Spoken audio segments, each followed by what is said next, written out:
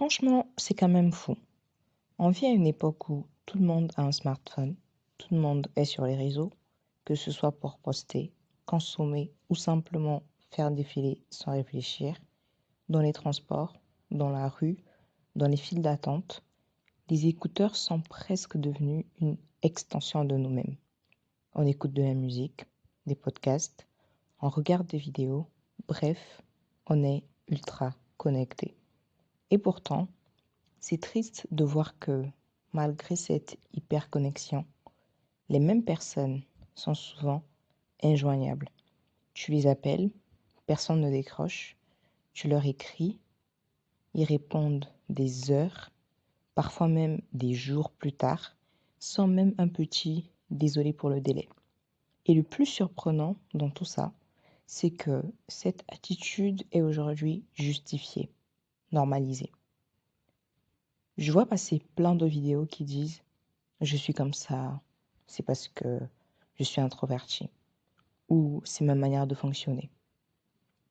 Bon, chacun a le droit d'être comme il est, je remets pas ça en question. Mais de mon point de vue, ce comportement frôle parfois l'impolitesse, voire même un certain manque de considération envers ceux qui essayent juste de créer ou d'entretenir un lien.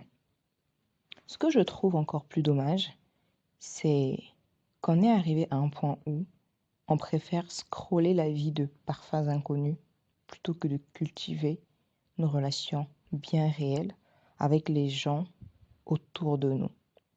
Parce que oui, je crois profondément que les relations, ça s'entretient.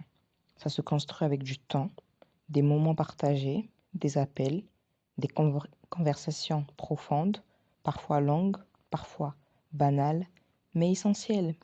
Et cette tendance à se refermer derrière un écran, à fuir le lien direct, je trouve que non seulement ça fragilise les relations, mais en plus ça les rend très superficielles. Et petit à petit, les gens deviennent plus isolés, plus renfermés. Et le pire, c'est qu'on n'est pas fait pour ça, au fait. On n'est pas fait pour vivre seul, chacun dans son coin, derrière un écran. On a été créé pour vivre en lien, en communauté. Et ce manque de lien, ça crée du mal-être, de la solitude, de l'anxiété. Bref, ça crée finalement un cercle vicieux.